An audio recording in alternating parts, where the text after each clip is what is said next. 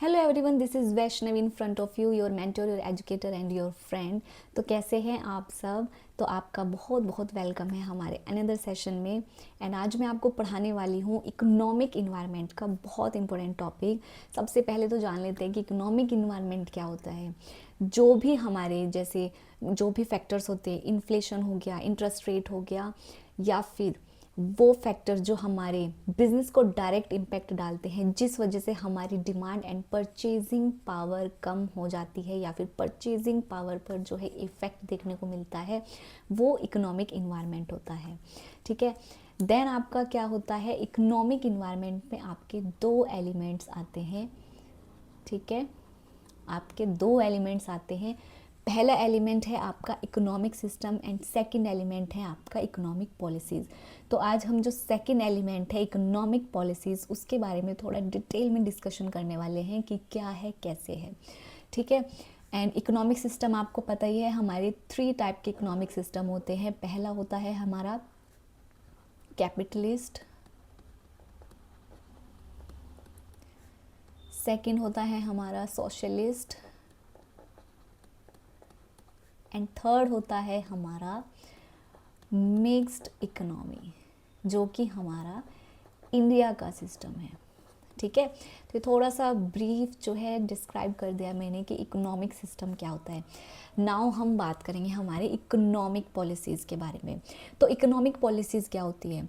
Economic policies government की वो policies होती हैं जिनमें आपका गवर्नमेंट का एक्सपेंडिचर, रेवेन्यू एंड बोरोइंग्स जो है वो आते हैं।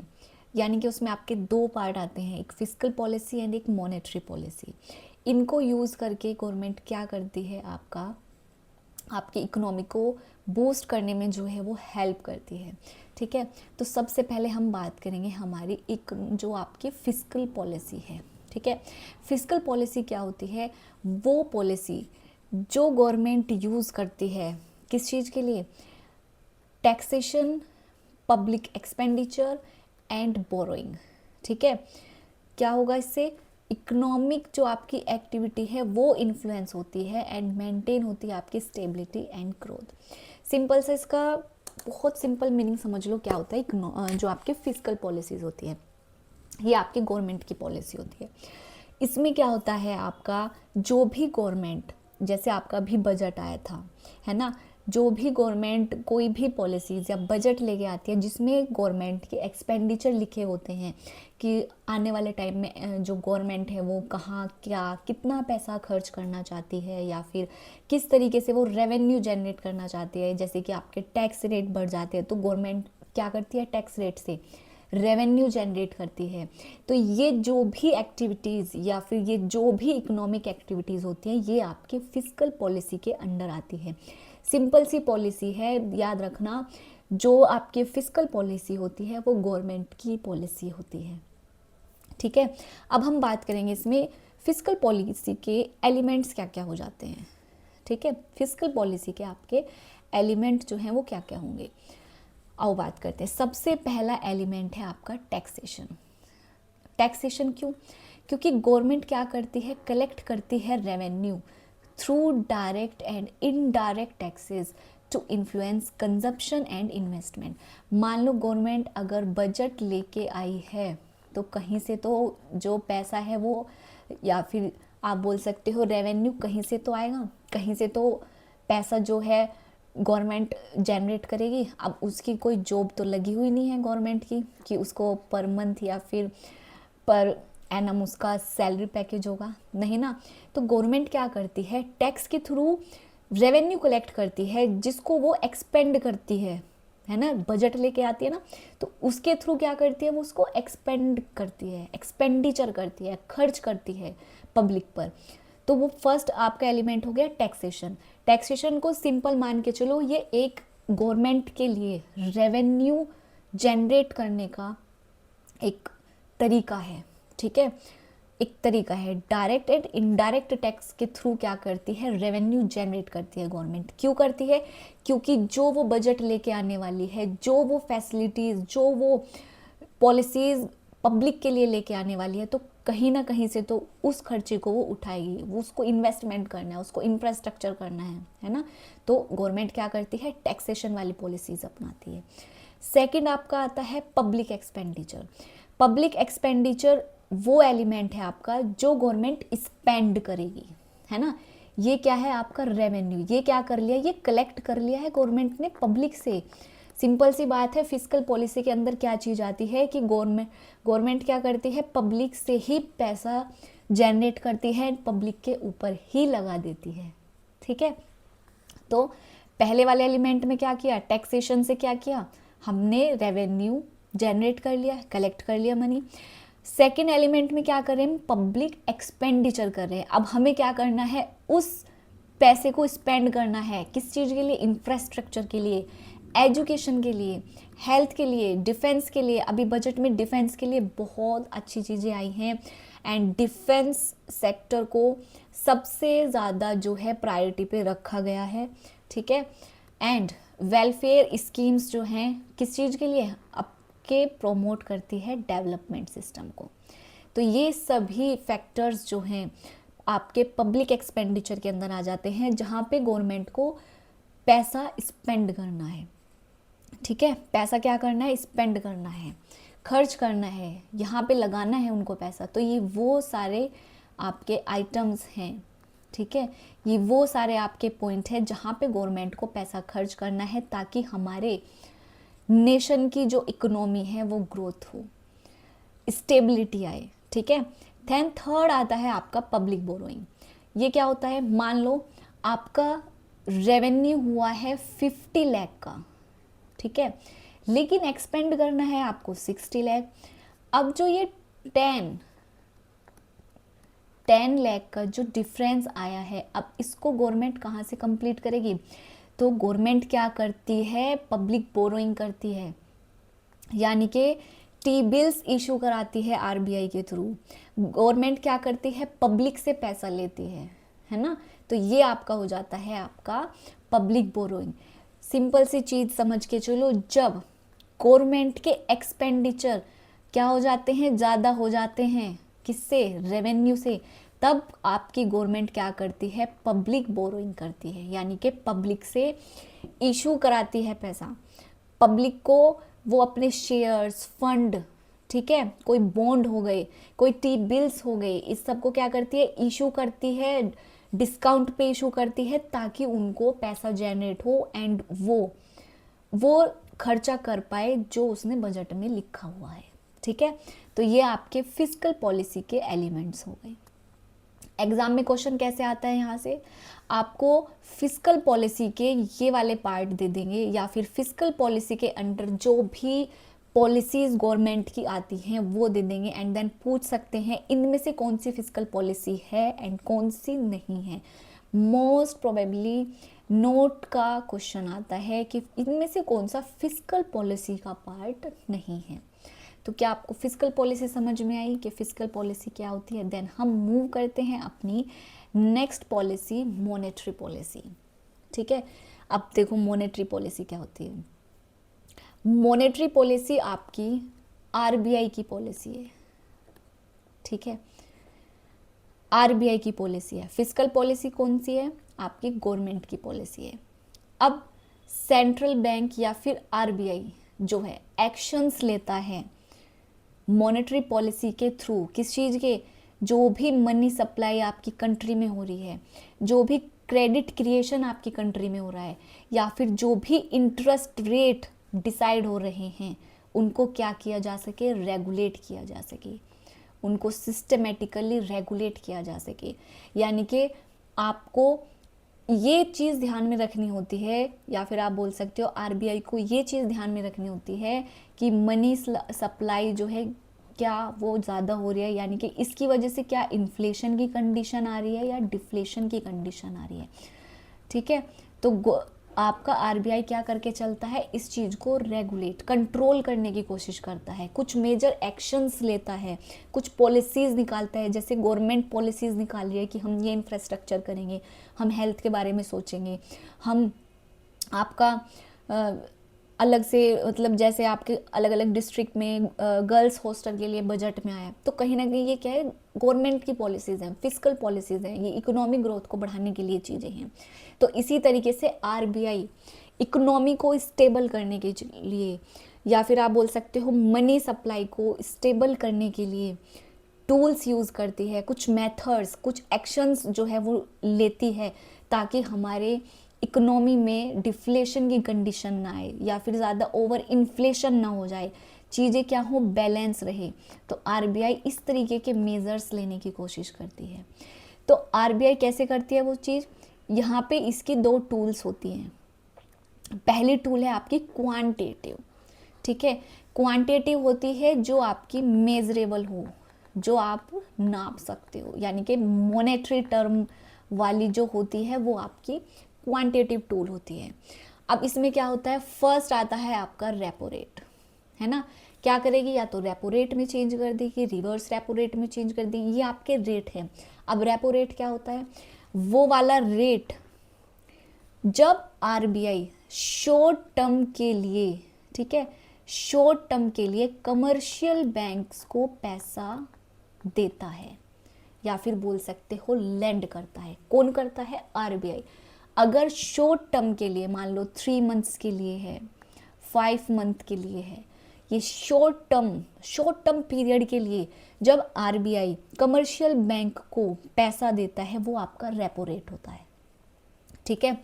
देन आपका आता है रिवर्स रेपो रेट। अब देखो यहीं से ही मीनिंग निकल जाएगा। रेपो रेट, आरबीआई ने पैसा किसको दिया, कमर्शियल बैंक को दिया। रिवर्स रेपो रेट में क्या होगा, आरबीआई जो है मनी लेगा, किससे लेगा, कमर्शियल बैंक से, यानी कि अब वो लेगा। रिवर्स है चीज़ें, पहले क्या हुआ, आपने यानी कि आरबीआई ने किसको दिया है, कमर्शियल बैंक को दिया है शॉर्ट पीरियड के लिए। रिवर्स रेपो रेट में क्या हुआ, आरबीआई ने पैसा लिया कमर्शियल बैंक से, ठीक है। देन थर्ड आपका आता है CRR, कैश रिजर्व रेशो। अब इनके जो रेट्स हैं ये आपका होमवर्क है, जो भी इनके रेट्स होंगे आप मुझे कमेंट सेक्शन में ज़रूर बताएंगे, ठीक है। CRR क्या होता है, डिपॉजिट का वो पोर्शन, जो भी बैंक की डिपॉजिट है उसका वो पोर्शन जो आरबीआई के पास रखा जाता है कैश की फॉर्म में, ठीक है। मान लो 50 करोड़ का अमाउंट है आपके पास, आपके बैंक के पास, तो इसका जो CRR रेट होगा, जो कि आप मुझे कमेंट सेक्शन में बताएंगे, वो परसेंटेज मान लो, फॉर एग्जांपल मान लेते हैं आपका 4% आपका CRR है, तो 50 करोड़ का 4% अमाउंट आप किसके पास रखोगे, आरबीआई के पास रखोगे कैश की फॉर्म में, ठीक है। तो ये होता है आपका कैश रिजर्व रेशो। देन आपका आता है SLR, स्टैच्यूटरी लिक्विडिटी रेशो। ये वो पोर्शन होता है डिपॉजिट का, बैंक को खुद लिक्विड एसेट्स के फॉर्म में अपने पास रखना है। CRR में क्या होगा, वो पोर्शन, डिपॉजिट का वो पोर्शन जो आप आरबीआई के पास रखोगे, ठीक है। SLR में क्या होगा, डिपॉजिट, आपकी खुद की डिपॉजिट का वो पोर्शन जो आप खुद के ही पास रखोगे अलग से लिक्विड एसेट्स की फॉर्म में, ठीक है। मान लो 50 करोड़ था, 50 करोड़ का 4% आपने दे दिया आरबीआई को, एंड 50 करोड़ का जो भी SLR रेट होगा वो आप अपने पास लिक्विड एसेट्स के फॉर्म में रखोगे।